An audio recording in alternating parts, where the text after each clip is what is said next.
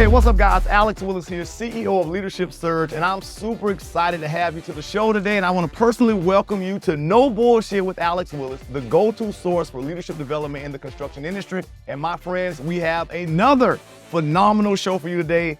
Today, we're talking about high-performing teams, right? Now, this is a topic that, truth be told, is not discussed in the construction industry, but in the times in which we live, with shortage of labor, with tasks that are very challenging, you have to have a high-performing team to pull a lot of this shit off. So what are the key components of a high-performing team? That's what we're gonna dive into today. How do you do it? How do you motivate? How do you encourage? How do you bring people together? That's what we are about to jump off into right now with the Takeoff. So I look forward to checking you out. Come on to the Takeoff. So welcome to the Takeoff, my friends. High-performing teams, all right? Now, this is a subject, as I said earlier, that most people don't talk about in the construction industry. But if we're being honest, you need a high-performing team, people that can work together, that can focus to get shit done. So how do you do it? How do you do it? Well, before we jump into how do you do it, a crazy study that was really shocking to me, if I'm truly being honest with you. Now, most of you know, former athlete, played at the University of Florida, Go Gators, played for the Tampa Bay Buccaneers. And so for my entire life, I've participated in some type of team sport, understanding the dynamics of team, understanding how people work together, the codependency of each other, what all of that entails. Now, the shocking stat that I found, and I'm talking about here in the United States. Now, understand this. In the United States, only 20% of the population has ever played a team sport. That shit blew my mind. I'm like, whoa, wait a minute. You mean to tell me only 20% of the population has ever played a team sport? Now, this is important, my friends. Only 20% of the population has ever played a team sport, but every corporation, every company, every organization, as I mentioned, always talks about being a team player. Come on, we need a team. You need to be a part of a team. And truth be told, people just nod their head and they're shaking their head. Yeah, be a part of the team. But shit, they never played on a team before. So how the hell will they know what it looks like and what it feels like to be a part of a team and what a team means if they've never participated in a team sport?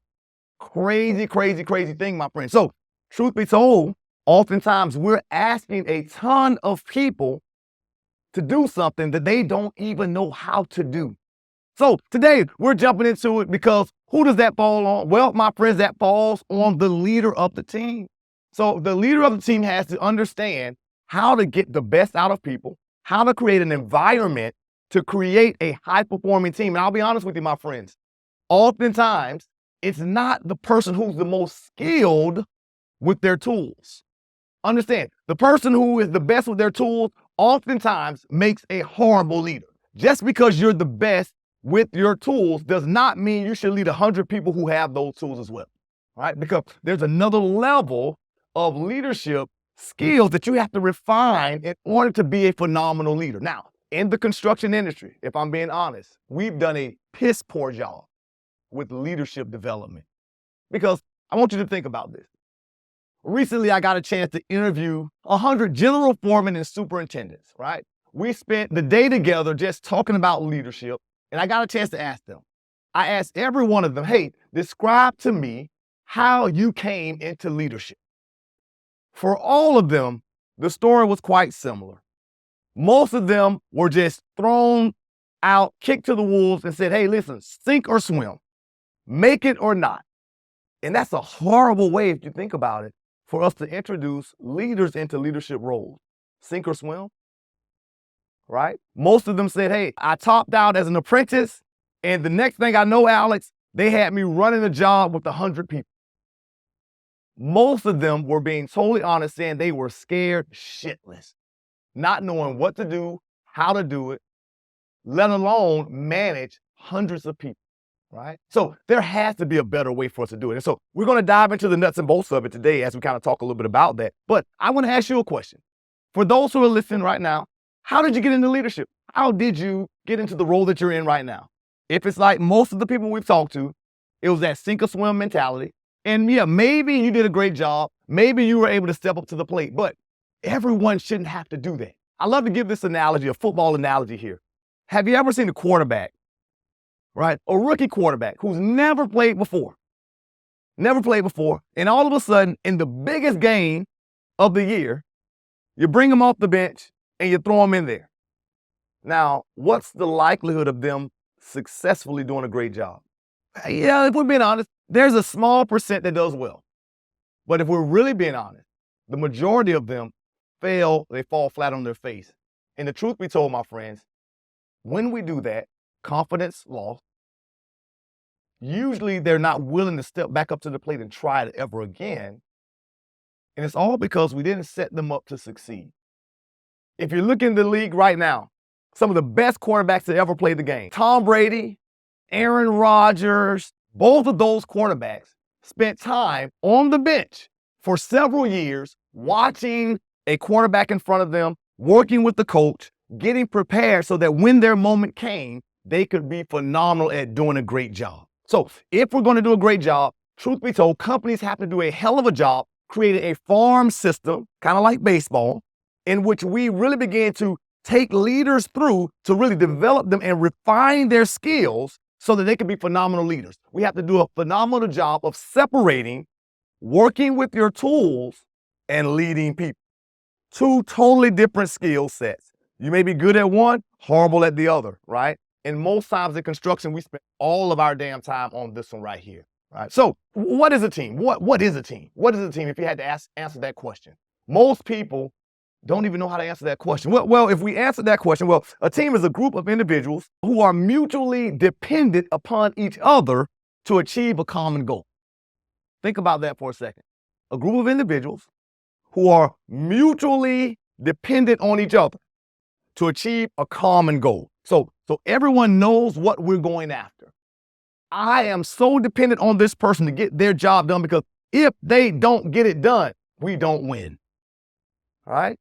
Most people don't think of team like that in the corporate environment.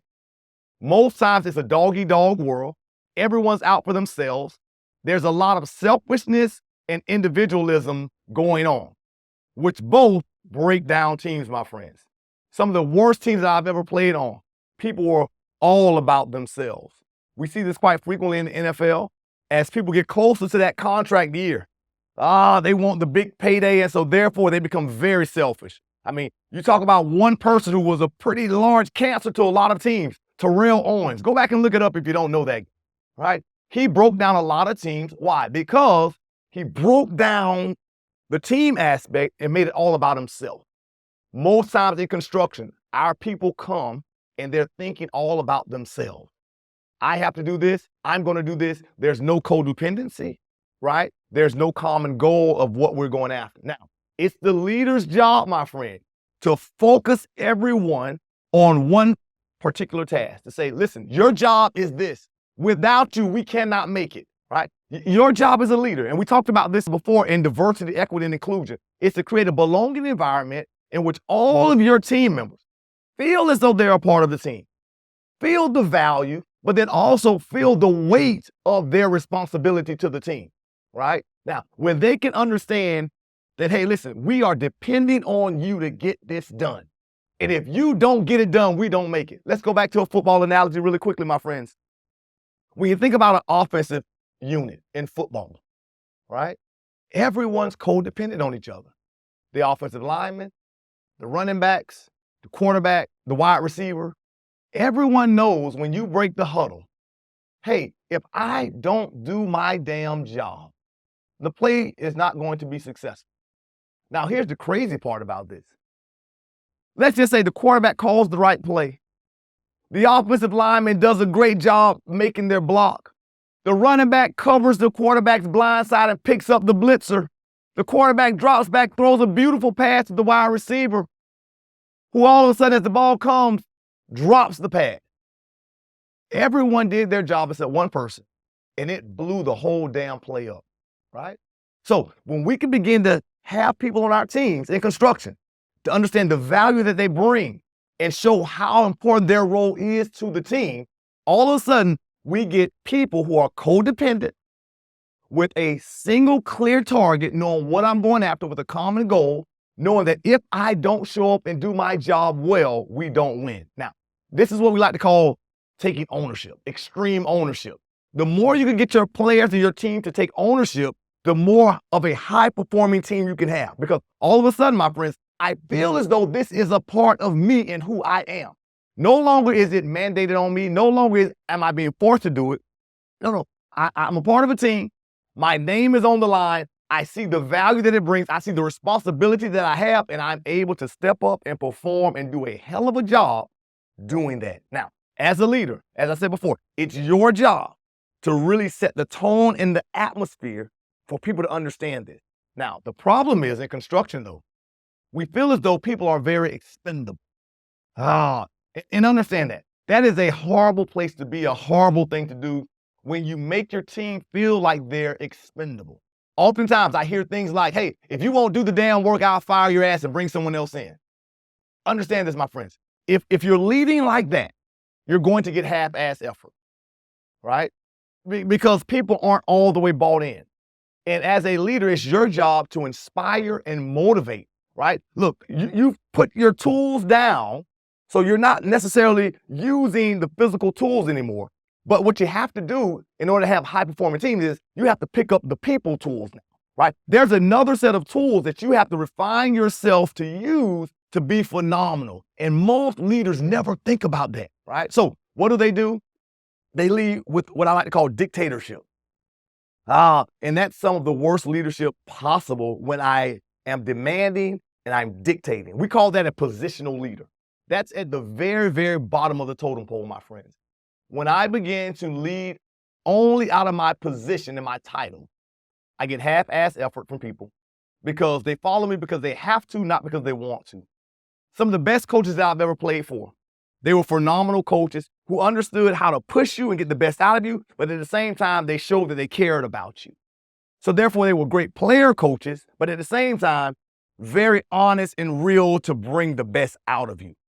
As a phenomenal leader in construction, you have to be able to do both and, right? How do you become a player's coach so that your players on the field know that you care about them? And at the same time, they understand that you're going to push them and drive them. Let me be honest, my team that I work with right now here at Leadership Surge, I have a phenomenal team. Hands down, I'll put them up against anybody. Man, phenomenal team. But I'll tell you this, we've done a hell of a job of understanding the value that each person brings to the table, the responsibility that every person has to the team, and every person knows that, hey, listen, if I drop the ball, I'm letting everyone down. So there's a sense of ownership that we've all come together with, and as a result of that, we're able to have high-performing performances, not once, not twice, but constantly, right? I like to say we're like the dynasty New England Patriots or the Alabama Crimson Tide. We're able to win championships consecutively over and over and over and over again. And why? Because we've understood the value that each person brings. We've created an environment of belonging, and we've done a hell of a job of doing that really, really well. And everyone's pointing to the exact same direction, which I like to call a North Star. Everyone knows what it takes to win. So as we close this segment down, I want to know, does your team feel valued? Have you done a hell of a job defining and refining your people's tools so that you really understand how to master people? Because at this level that you're at right now, that's the most important thing, right? As well as, have you clearly defined what the win looks like, right? The win, W-I-N. What does the win look like, right? Because if you haven't clearly defined the win, then please understand, people are walking around on your team clueless, not knowing where to go, not knowing what it takes to win.